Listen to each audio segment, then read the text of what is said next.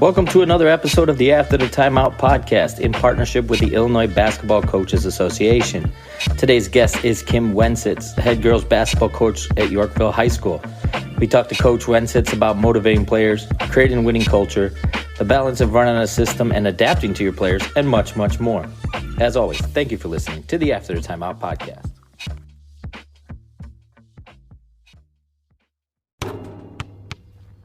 All right, Coach, so we start out every episode with the opening tip. First kind of question is, who and what is Yorkville basketball? Kind of how do you define yourself as a program? Give us a little background for our listeners who might not know.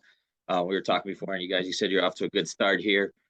And then I'll, go into the second part of the question. But give us a little background on Yorkville. Sure. So Yorkville basketball, we are a mix of rural and suburban. We are kind of right on the outskirts of the suburbs to where a lot of people don't know where Yorkville is, just west of Naperville. Right across from our high school, we actually have a horse farm, which first day of school, I had my windows open and all of a sudden I hear horses neighing and I was like, where in the world am I? Grown to love it though. I'm in my 16th year there. In terms of the basketball side, we pride ourselves on being committed, having good character, and then being competitive. We've had a lot of talent come through the last couple of, it goes back the last probably 7 years. And, it's really just an area where we're trying to grow. We're smallest of the bigs. We are in 4A. And so, a lot of people think, oh, rural, you must be 2A, 3A. We are not. We're in the big class. And kids have done a great job of realizing that we're not a small school anymore. So we got to get bigger, we got to get stronger, we got to get more skilled and ultimately compete with these teams who might not know who we are. All right. So I want to go a little deeper then on your pillars that you talked about there. Do you use like specific things when you're, obviously some of them are, seeing it, record, things like that, but is there other things you use to be more specific to kind of define your program? Or is it just more general?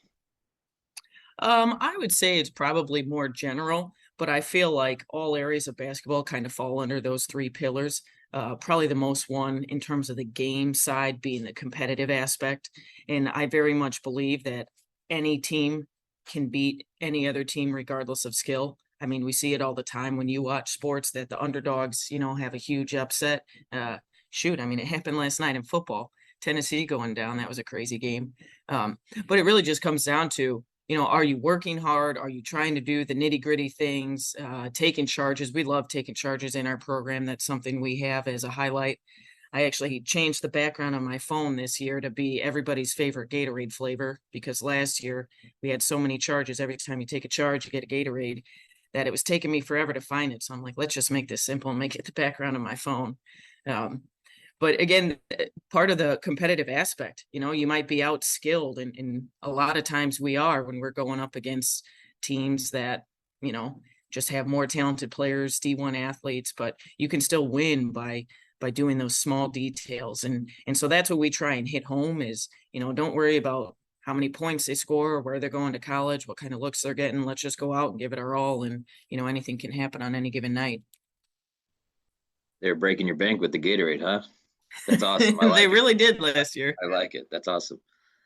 All right, so let's kind of talk about that move over from assistant to head coach, right? When you kind of took the reins, you took over for a really, really good team. But we want to talk about kind of how you went about the process of deciding, hey, we got to keep these things that are really good for us, but also maybe some things to change to kind of make it your own as well, because that's important as a head coach. Yeah, definitely. So when I took over, it was a pretty smooth transition. And Luke Engelhardt, who is now our athletic director, was the head coach at the time. And he had decided he wanted to get into the administrative side of things, which a lot of times when that happens, you lose the coaching aspect. And so it was not planned at all. It was kind of an opportunity that just fell into his lap. And so he approached me and said, hey, I got a great opportunity. I'm taking it. So the job's open. Just want to give you a heads up to start thinking about it. And at the time I was 30 and I was like, oh goodness, I knew I wanted to be a head coach, but I wasn't quite ready to, jump in. but when an opportunity presents itself, you can't let it pass. So I applied for it, obviously got the job, and very lucky in that the group of kids that I had were absolutely phenomenal. They were great human beings.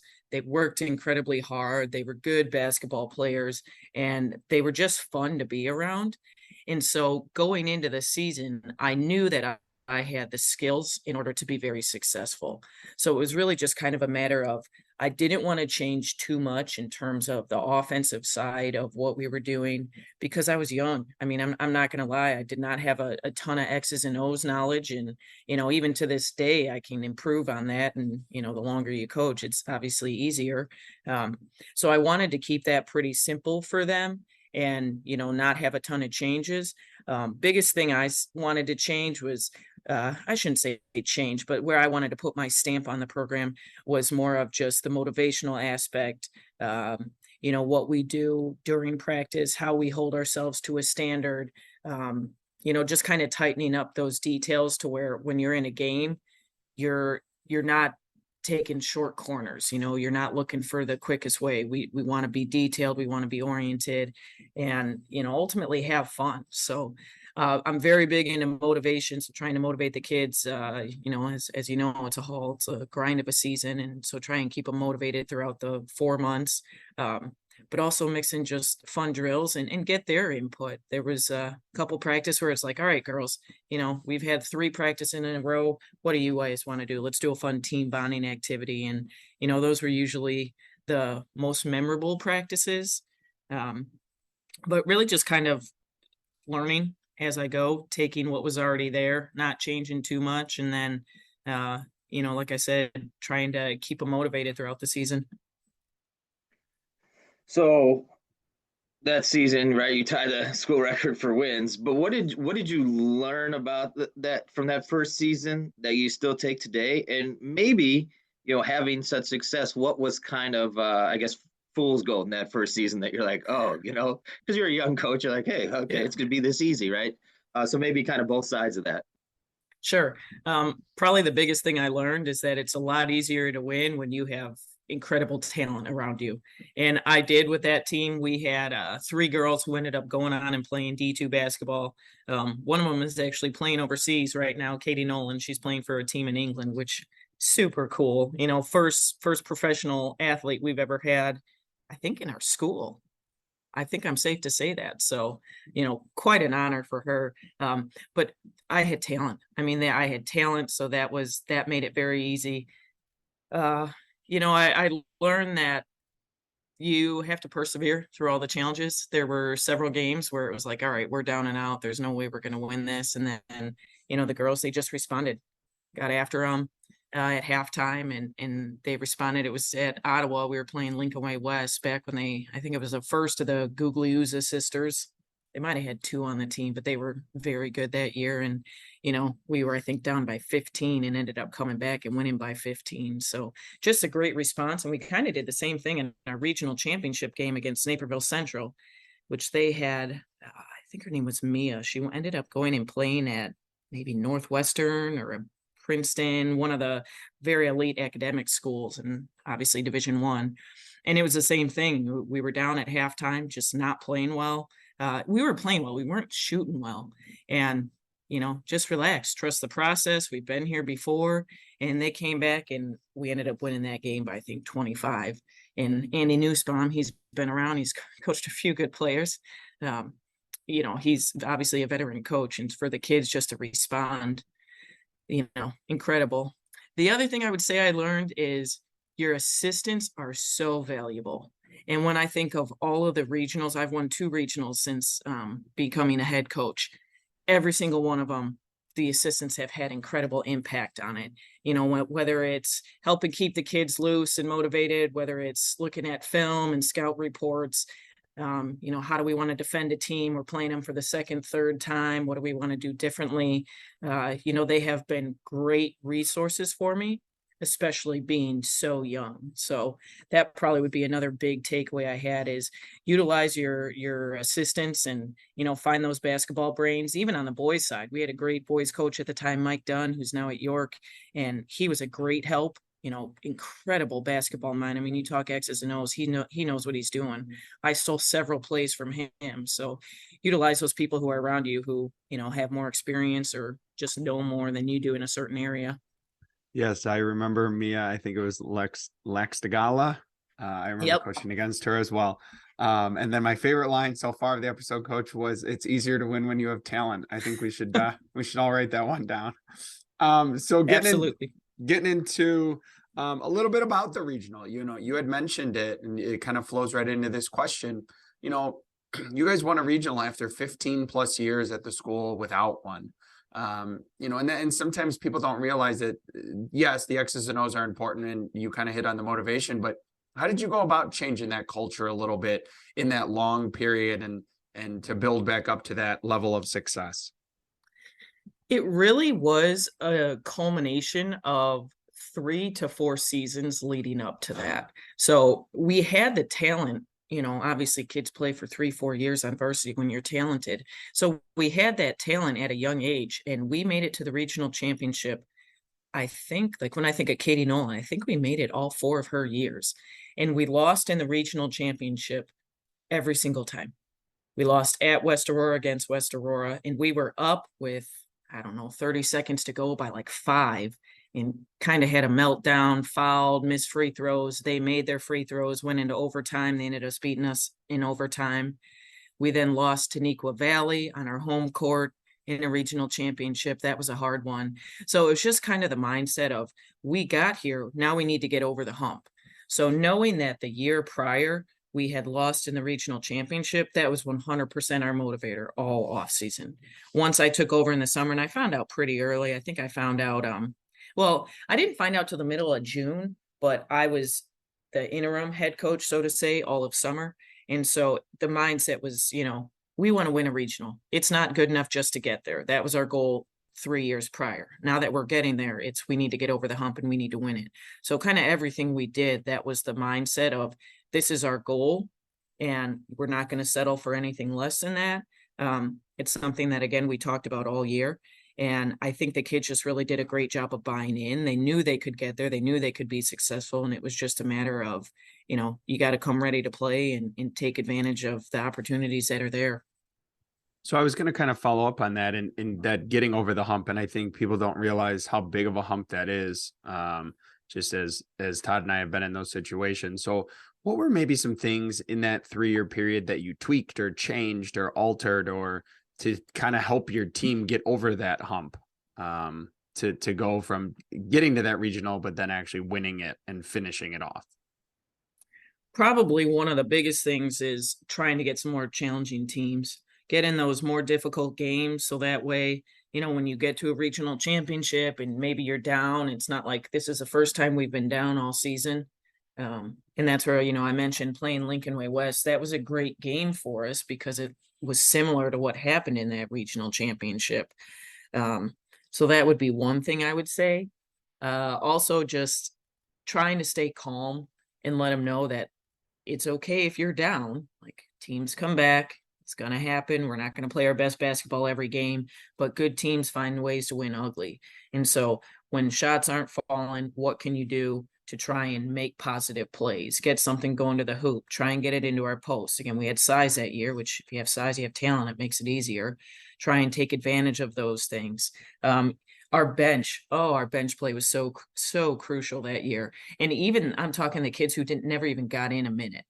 And I think of that regional championship, and I actually showed this to our team this year. There's a picture of all of our starters on the bench right before buzzer was about to sound. And one of our seniors who knew her role was, she's an energy kid. She practiced hard, but she knew she was never going to get in a game.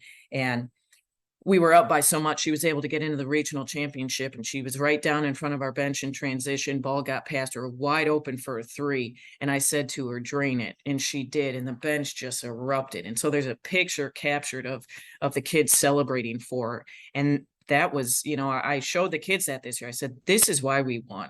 I said, yes, we had talent, and don't get me wrong, that helped, but every kid bought in.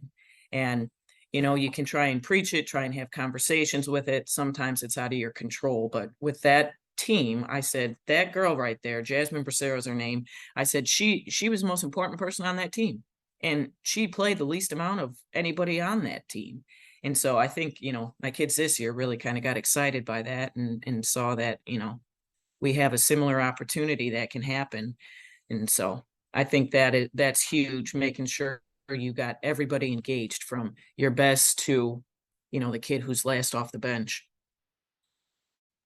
All right, so I want to piggyback on that a little bit. You mentioned basketball is a long season, right? Mm-hmm. You got a Thanksgiving in there early. You got Christmas where you got some time off. You play a little bit, but then you don't play depending on when you go back to school.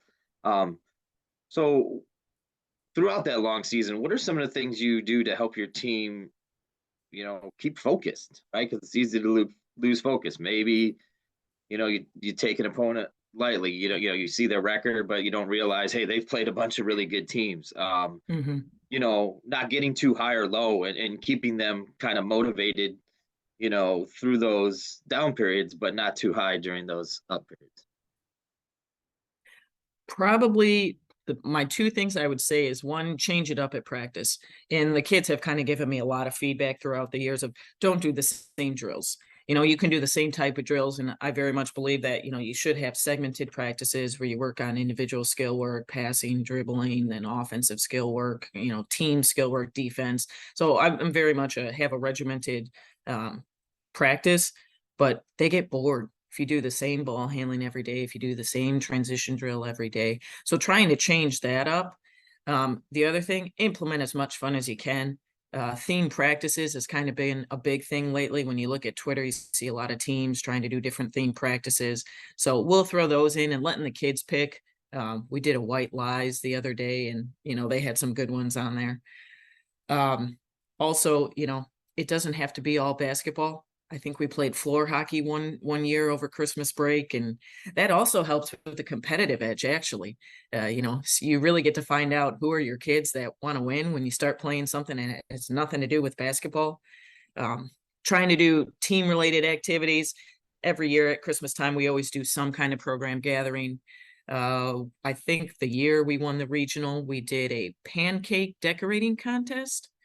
And, then the coaches were the judge, and we had pancakes that actually looked like our longtime assistant, Al Goss, who's been here 25 years. What other goofy things have we done? We've done snowball fights, take advantage of it, and just anything to make them realize that, yes, we're here to play basketball. We're here to win games. We want to win regionals, but at the same time, we're here to enjoy each other's company. And if we're spending 4 months together, then might as well, enjoy it. All right, so we're going to go to our halftime adjustments. This is a more little basketball related question here. So give you kind of situation, you kind of talk through it with us. So my situation for you talked about your end of the games, right? And your regional. So this kind of ties in. There's like a minute left. Okay. You're down by 1, you're getting the ball back. Is that a situation where maybe you're running clock trying to get the last basket, or are you trying to score, defend, and maybe hope you have some time left? Obviously there's no shot clock, right? So it's a little bit different. Shot clock's eventually coming. That'll change some strategy a little bit, but yeah. How do you do those end of game situations where you're maybe down by a point, a possession, right? Where, you don't need a foul and do all that, but you can get a basket, tie the game, take the lead. How do you manage those end of the game situations? If we're looking at 1 minute left, I'm being aggressive. I don't want to wait for the last second. I am not a coach who likes to stall. I've had good guards too, so it's not that we haven't been able to, but I just feel like more often than not, when you stall, you usually have a sloppy turnover. And so let's go, let's run a play, let's get it into our best player's hands. At that point, you know who's scoring well, who you trust, who you want to go to. And then after we score, quick timeout, let's pause what we're doing. Let's reset the defense, remind them of we're now up, so we don't need to foul. We want to defend, get a hand up, get the rebound, and then look to transition our own self. But if it's under 30 seconds, then I'm waiting for the last shot. But with 1 minute to go, I'm aggressive. I want to go. So say you get that basket, then are you thinking about giving them a different look defensively? You sticking with what you're doing and kind of going on the flow of the game, knowing what they're trying to do? What are you looking to do defensively there? I would stick with what we're doing. Exceptions may be if I'm not very much of a zone coach. That is slightly changing this year, but I like playing man to man. Maybe change up how we defend a screen. If they have a kid who take a meal, however you say her last name, it is Lascaglia, something like Something that. like that. Yeah. Maybe do a double team and have someone rotate over on her and change up what we've been doing there. But that's what we practice. That's what we're used to. I don't want to take any chances on something that the kids aren't prepared for. So we want to get into a couple of different topics for you here. The first is, we've all experienced seasons where our team is doing very well, but we've all experienced, seasons where maybe the win-loss record is a little rough. So for you, kind of the example I want to give you, and maybe you've experienced this, maybe you haven't, but that you often have a lot of things you do as a coach the same each year, just the playing style and things like that, defensively, offensively. But let's say that the win losses aren't going the way you want them to go, and you just notice your team isn't doing blank well, that you consistently do every year. For you, how long do you keep doing that same thing, even though it's not going very well, versus how long do you decide like, hey, maybe for this team, I can't do that. It's time to try something new. That's a great question. I don't know. I would say maybe after 6 or 7 games, if let's take a defensive segment. Let's take ball screens, because honestly, I think I've done something different every year with ball screens. If I see that it's just not being effective, let's say we're showing and recovering, fighting over the top of the screens, then after 5 or 6 games, we'll make the change and say, okay, let's just aggressively switch everything and see how they're defending it. As much as you want to say, I like playing this style of ball, one thing I've learned is it really depends on your kids. And you can have certain systems that you like and you think it's most effective, but if you don't have the kids who can execute it, then you got to make the adjustments. And so that's something I've tried to do. Again, my mind goes more to the defensive side. The offensive side, if skills aren't working, then I feel like that's where you just have to work more in practice on building those skill sets. You still can tweak things and try and get, maybe some hitters or changing up the offense a little bit to make them more successful. But, if you don't have the skill set on the offensive side, you just got to keep building it, because it won't matter what offense you run. It's not going to be effective. And then just to build on that is, let's say that you're realizing, hey, maybe I'm not the voice that should be saying this. Kind of what's your thoughts about, delegating certain things? I delegate a lot of things to my assistant coaches, different skills, different things like that. Kind of what's your philosophy on delegating to your assistants, and do you give your assistants complete ownership over different aspects? Yeah, I think it's something that with my assistants, I like to establish at the beginning of the year of where do you see yourself being most effective? Where do you feel like you can have the biggest impact on this team? And then kind of sticking with that. This is probably something I could do a better job of.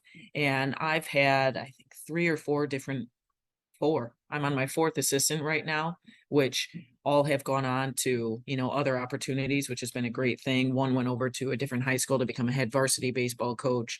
Another has gone on to be, he wanted to be a head coach his own self. So he went over to become a JV boys coach. So now I'm on my 3rd assistant. So it definitely is a process where you kind of have to grow together and figure out what are they good with? What do I trust them with? Right now, my assistant actually played under me, Corinne Rowe. It's pretty cool to have former players on your coaching staff, and I have 2 of them. And she's been awesome with the kids. And so honestly, I need to give her more responsibility. But it is something where it is nice when you can let go of those reins and give them ownership. You don't realize as a coach how much nicer it is for you, because that's one less thing that you have to worry about. And so there definitely is some control factor that comes into play. But like with Corinne, she was a great point guard for me. She went and played at North Central. She played softball there as well. So I give her all the trust in the world. Work on any skill work you want with our guards. What do you see that we need to do better? What can we be doing differently within our offense? And, she has full reign of that. Out of bounds plays are another place to start if you're not sure. Let the assistants call it, let them come up with their own plays, because ultimately, that gives them the mindset that, I am important with this and within this program, which obviously they are, but it just gives them that buy-in factor. So I think I answered your question there. Yeah, you did. No, it was very, very well said. You had mentioned, your last player played at North Central. I believe that's where you played as well. It is. So for you, just in preparing athletes for college sports, this is a topic Todd and I have a lot with different coaches from around the country, whether it's high school or college. What are things you took from your playing career collegiately, and you try to show the girls the other side of, this is how you prepare, but also, Todd and I have had this conversation with a lot of people, like, do you really want to do this? Do you really realize how much work, especially Todd and I both coach D3, especially Division 3. It's a lot more work than people understand. Oh, it definitely is. I think one of the biggest things to emphasize to the kids is, you may be a great high school player, but when you get to college, they're all great high school players. So you're going up against, all conference, all areas. And so it really turns into how much work are you willing to put in? And, I think weight room, I think, is one of the biggest factors in terms of, are you ready for the collegiate level? Because when you get to that next level, these kids are bigger, they're stronger, and you have to be able to match that. It's one thing when you're going up against a kid who's your size, but you're not going up against that kid anymore. It's now a different level. Also, just the commitment side of it, you spoke on it, Jon, and even at D3, it's still a huge time commitment.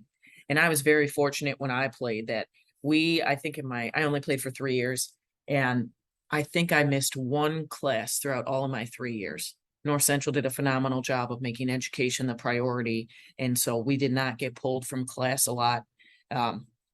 But there's morning practices. My kids hate morning practices. And I was like, girls, got to get used to it. Sometimes that's when the gym's available, and you never know, maybe that's when the coach is available. So just small things like that. Even the mindset. I mean, you start 2 weeks earlier and you go 2 weeks later. So it's a longer season. Just kind of talking to them about those different options, but also trying to mix in the positives that can come from it. It's amazing that some of these D3 schools are going, out of the country here. And that was not an option when I played. We did get to go to Disney World, and that was cool. But just the opportunities that are available for you in terms of, you can get a great education while still playing the sport you love, and, take advantage of it, but know that you're still going to have to put in that work and ultimately grind it out even longer. Well, and I remember one of my former players, when she got to the college level and it was winter break and everyone else went home except the men's and women's team. And she's like, Coach, I don't think you understand how quiet the campus is until everyone else leaves. I'm like, yeah, I'm sure it's very quiet. Oh yeah, those I thought were the most fun times though, because all you practice for 2 hours, 3 hours, and then you were done, and it was like, all right, now what do we do? We got no one in the dorms. The cafeteria wasn't even open at that time. I remember we got an allowance, which was awesome, because as a player, you're like, all right, I'm going to bank this money and then go to mom and dad and say, hey, can you send me some food money, and kind of double up that way. But I think some of my favorite memories from college are from those days where you just got done with practice and you just goofed around. Yes, I couldn't agree. No doubt. I used to love the $10 you'd get, and you'd find the cheapest meal, and then the rest of it keep saved Absolutely. up. Absolutely.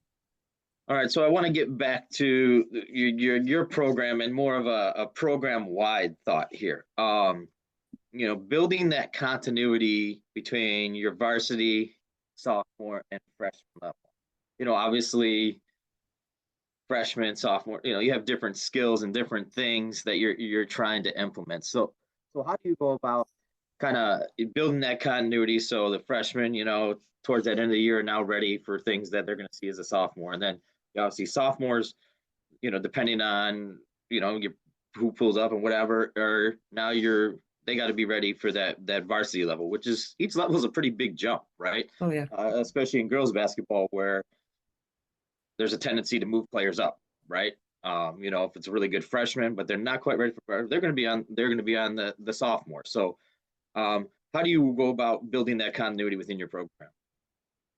Sure. We have a lot of discussions as coaches, and I kind of put different emphasis at each level. So with my freshman level, I tell my coaches, I would like you guys practicing at least 45 minutes a day of just pure fundamental work, dribbling, passing, shooting, footwork, and just really trying to hammer home that when you're on the left side, you're going off the right foot, you're going up with your left hand. And, in transition, when we are dribbling, here's how we dribble. Just small details that when they get to that next level and the game has sped up and there's more talented players, there's more physical players, they know how to respond to that. Also within there, having same drills that we do has been very consistent. That's been a nice aspect for us, to where when they go up to the next level and they hear Buck's drill, they know, okay, this is our 3-man weave that we're looking to work on transition, looking to work on shots and layups. And there's certain ones that I will, tell my coaches ahead of time. I give them a sheet that says I would like these drills, these plays implemented. That also helps with if you pull a kid up, because, injuries happen throughout a season, especially if you look at the last 2 seasons with COVID. You never knew when you were going to need another player. And so if you pull a kid up, they have to be able to know what out of bounds you're running. There's just certain aspects they need to understand how to do. And so that's something that we'll talk about. Also just having conversations with the kids, just figuring out, what is your goal? Is your goal to make it to varsity? Is your goal just to have a good experience and enjoy playing basketball? And, if that conversation is, yes, I want to make it to varsity, then trying to have honest conversations with them of, you need to improve your skill set. You need to improve your shooting. You need to get in the weight room more, whatever the situation may be. So that way, when they do get to varsity, there's no surprises. And, even that, I think the jump from sophomore to varsity as a junior is one of the hardest jumps, because as you said, you're pulling kids up. So now you have the best of your school, not just the best of your grade level. And so we have a lot of conversations with our kids, at least we try to, about, what their role is. And this year might be a little bit more difficult for you in terms of playing time, but keep working at it, keep getting better. It's going to pay off for you your senior year. Well, I think he even mentioned the college level, the physicality. Like, you got a senior who's probably plays a couple sports, been in the weight room, Mm-hmm. Maybe going to play a college sport, whatever it may be, compare, to a sophomore who's just kind of started getting in the weight room. Their body's probably still developing. That's always a big jump and an adjustment for players at that level. You can get away with it at the younger levels, right, with your athleticism, something like that. But now it's hard with that physicality at the varsity level. Yeah, definitely. And then you start talking mindset. If I'm a senior, whether it's in high school or whether it's in college, you're not taking my spot. And that should be the mentality. And it's not just something that, oh, I'm a senior, so I earned it. No, that doesn't exist at the varsity level, at the college level. It's whoever's the best player are the ones who are going to get out on the court, who's ever performing the best. And so just having that mindset of, you're not taking my spot. And then also the reverse, as a sophomore, take the senior's spot. Work harder than they do, push them, because in taking their spot, you're making them better and you're making yourself better. So it's interesting how the conversations change as, kids progress and get older. Well, Well, actually, go ahead, John. no, and I was going to say, I think one of the big transitions people don't realize, just as somebody that did JV basketball, is, the difference between the freshman and the sophomore level, and that, a lot of times the freshman level is the freshmen that are there that aren't good enough to be on JV and varsity. And sometimes there's even an A and a B, whereas all of a sudden, and especially in a bigger school, you go from an A and a B where maybe 30 freshmen or, make it, or 24 freshmen make it, to all of a sudden that next year, there's 12 spots for not only the sophomores moving up, but for the freshmen behind them. So I think that's always a big jump as well that gets sometimes under discussed. Yeah, definitely. And, when you think about it over the course of the 4 years, I feel like of kids that are on a freshman team, if there's two or three that make it to varsity, that's about average. And, it's just kind of like you said, you have kids who are just there and they want to be there. They want to be a part of a team, which is great. It's not like one kid's better than another. But then you also have kids who, want to be there. They love basketball. They want to, whether they want to play at the next level or they just want to play for 4 years. But, you start mixing in everyone and it really makes for an interesting dynamic. So go ahead, I wanted to go back Go ahead. to your competitiveness thing. So one of the biggest things I say, it's at any level, right, is the competitiveness between, I guess, friends and teammates, right? Especially against your own team and preparing. A lot of times that's hard for anybody because, hey, I'm friends with this person off the court. I hang out with them. I don't want to look bad. How do you kind of instill that competitiveness and working to get your teammates better in practice, but still having that camaraderie off the court? Because I think sometimes players confuse it for, well, if I'm going after this person, my friend's gonna be mad at me, whatever it may be. But then that doesn't get you better in practice every day. Yeah, and I feel like with girls especially, we tend to read more into that and it's, oh, she doesn't like me, and then you carry it off the court. Boys, I feel like they step off the court and it's over, it's done. I think there's really two ways that come to mind in answering that question. And the first kind of goes back to the question you asked me earlier, where you said, what did I change right away when I took over the program? And I think, I hit on the mindset, and that was one of the areas that I switched. And I don't know where I heard this. I'm pretty sure it was a clinic somewhere. And they talked about just the winner's mentality. And so typically in practice, the team that loses is the one that runs the sprints. You lost, you got a down and back, whatever it is. And so whoever the coach was, their mindset was the opposite. If you want to play, if you want to win, you got to be conditioned. So when you win the drill, you've earned the right to run a sprint now. And so that was one thing that I did early in my career is I said, winners run and enjoy it, be excited about it. And the losers then had to cheer them on. So that was one thing that I did.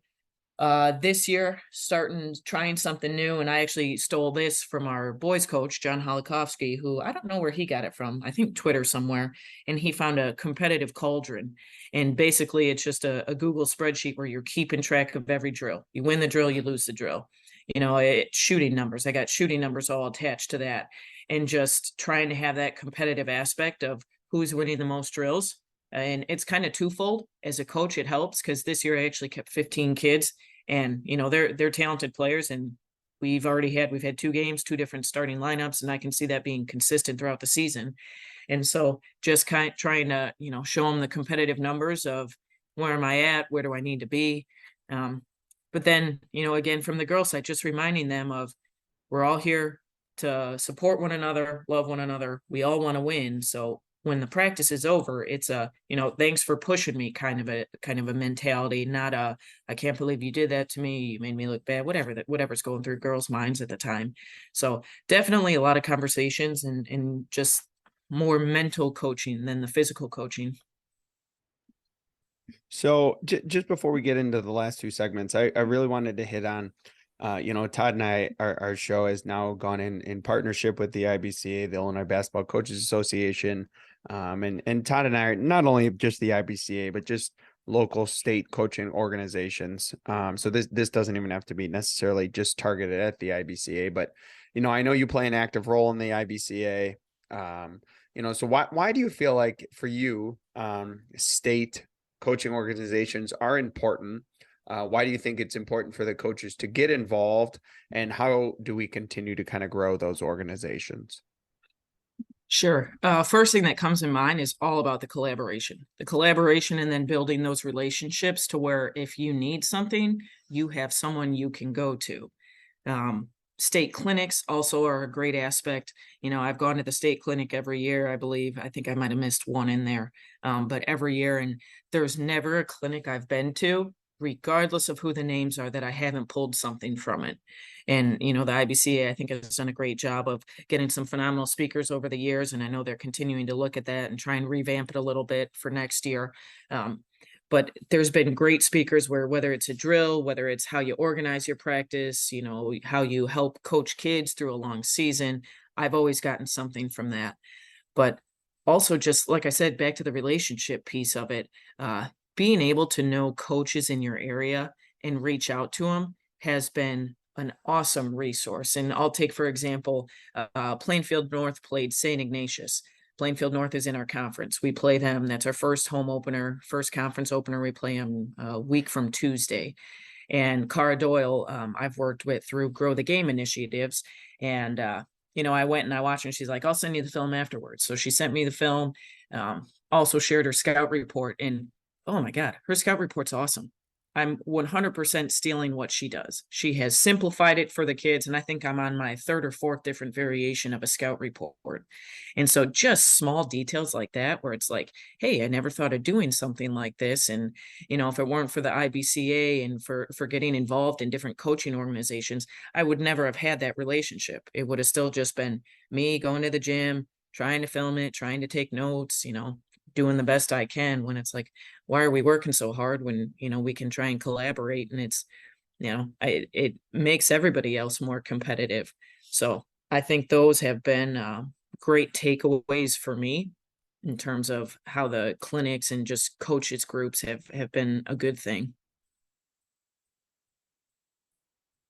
So we wanted to get into our second to last segment, which we call 30-second timeout. This is kind of, as Todd would say, your dime, your dance floor. You can kind of choose the topic. You can choose what you want to discuss. It can be your family, your program, something you're passionate about outside of basketball. Oftentimes, people we have on the show will turn around and take this opportunity to ask Todd and I a question. But it's kind of your time to bring up whatever you'd like. Okay, well, in typical coaching fashion, I'm going to take this 30-second timeout and stretch it out. I got a couple things. One that I would say I'm passionate about is giving back.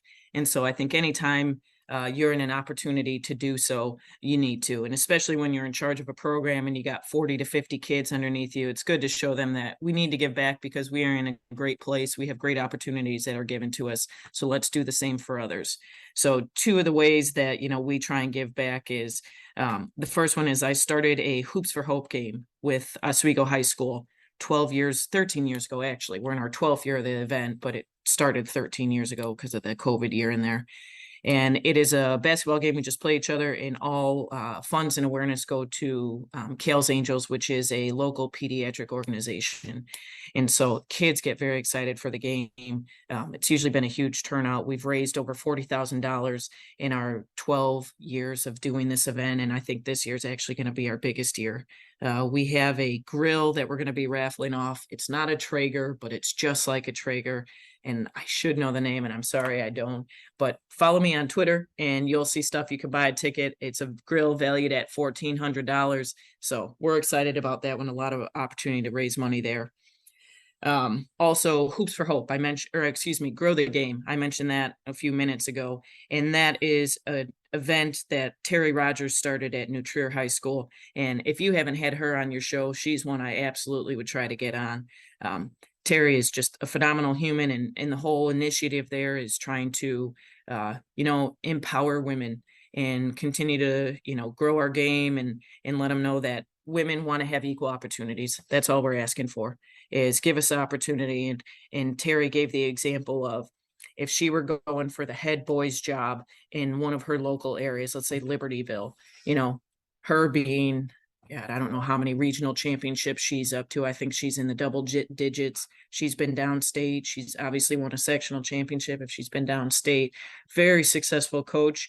She should get the job if she's the most qualified. And will that happen? So those are kind of the two initiatives we give back. My second one, changing the tables a little bit. Got to give a shout out to my Notre Dame football team. That is my diehard passion outside of basketball.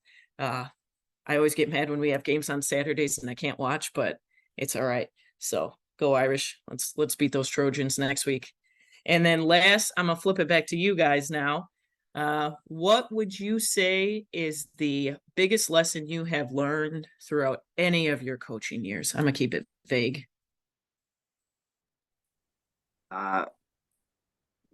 making it simple. I think when you first start out and you're young, you're like, you try to do all these things, right? And you're like, oh, I want to do this and I want to do that. And, even now it's hard because like you said, you can go on Twitter and you can find tremendous stuff from everybody. But how do you simplify that for the program you're at, your players? How do you make it your own? I think that's the biggest thing I've learned. Like every year, me and John talk, like I'm sitting on Fast Draw or something and I'm just deleting stuff, right? Like, I didn't use this or I didn't use that. Or, and when I was doing the head coach thing, I would have all these things and then I would just keep going and deleting it, and kind of whittle it down to the core values. So I think that's the biggest thing I've learned is simplicity of your drills, you know, plays, whatever. Obviously you have to have some things in there for situations and things like that, but the simpler you can have it and the better your players can get it and with your core concepts and execute those, the better chance you're going to have. First of all, that was my favorite 30-second timeout that we've ever had in the 80 plus episodes we've had. So that was awesome. It was good. It was very good. Thank you. I would say I'm going to answer this with three parts. I would say the first one is keep it simple. When I first started, I thought offense was all about all these things that the coach could do, and it really isn't. We have not, in my program, we have not run a set play in about 2.5 seasons now. We want to play tempo, and I want the kids to learn how to play. So we don't do anything like that because I think it just slows them down and it makes them overthink. The second thing, and this is the inner mental health school employee in me, is to check on the kids, is to make sure that your kids are feeling loved and supported. And I say to my kids all the time, I love you guys. There's nothing wrong with that. You don't have to, you don't have to be, the hardcore all the time. It's okay to push your kids, but at the same time, yes, do I push my kids, but I also say I love you. I also do check-ins with them individually, just like, hey, how's things going? Because you never know, like the one girl who hasn't shown anything or the one guy who hasn't shown anything, when you talk to him one-on-one, maybe like, coach, my grandpa's dying and it's really stressing me out. And then the third thing I would say is, and you hit on it great, coach, but give your kids and your assistants ownership. I think it's, there's lots of things like in my program that each of my assistants has 3 different skills that they're in charge of that I do nothing with. And it allows them to start the year with, these are the basics of rebounding through the end of the year. This is what we want to do overall with rebounding. And it also helps them when we do the statistical breakdowns on Huddle or wherever it is, and they look at the stats and they're like, man, our 3-point shooting percentage is terrible. And the coach that's working on 3-point shooting in practice, that coach knows like, hey, I got to focus on this better. And along with that, I tell the kids all the time, if we're in a game and I ask you guys, or I go to change something and you tell me, no, that this is better, you're on the floor. You feel it. You do you. I'm not going to overrule you on the floor.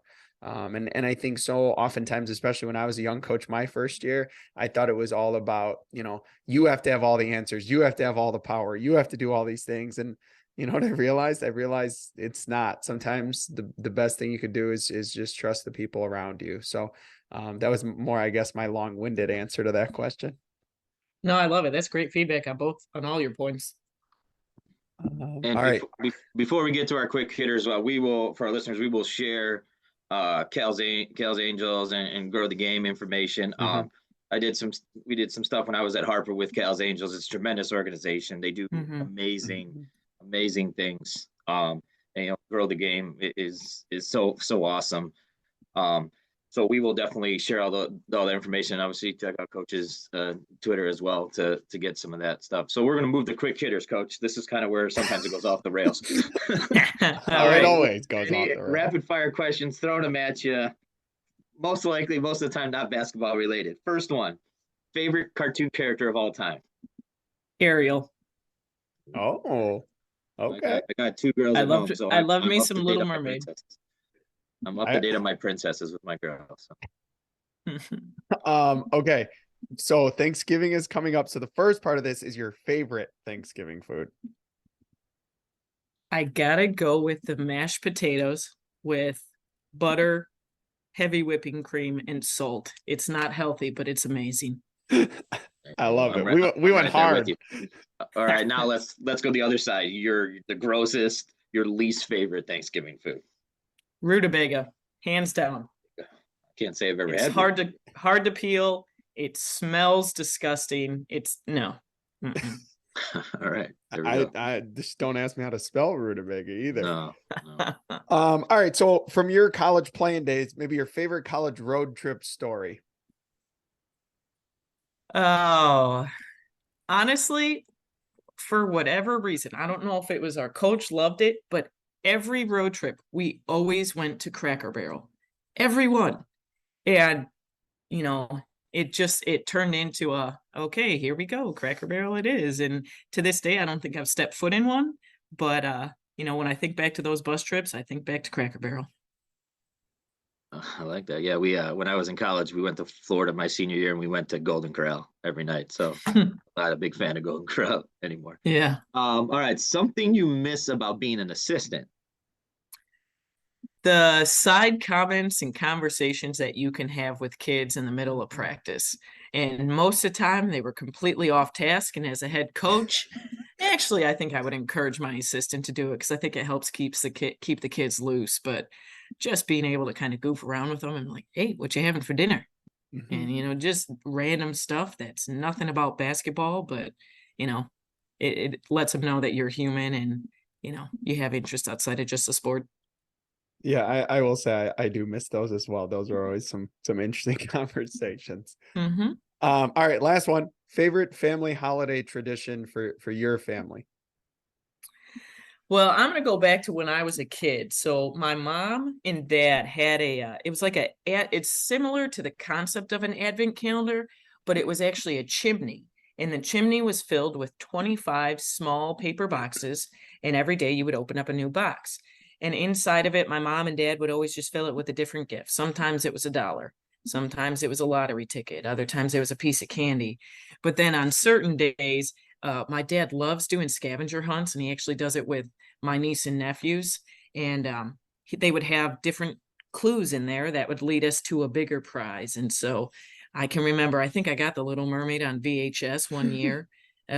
White chocolate covered Oreos, that was always a big hit. But I can just remember always being so excited to wake up. And it was hard because if it was a clue, I had to do it with my sister. And so we'd have to wait till the other one woke up. But just going around the house and opening up those gifts leading up to Christmas. So listeners, for any of you that have never heard Coach speak or heard her share the game or watch one of her teams play, Coach is a phenomenal resource. We were very excited to have you on today, Coach. We can't thank you enough for your time, and we look forward to seeing what Yorkville girls basketball does down the line the rest of the year. Thank you. I appreciate you guys thinking of me and having me on. This has been quite fun.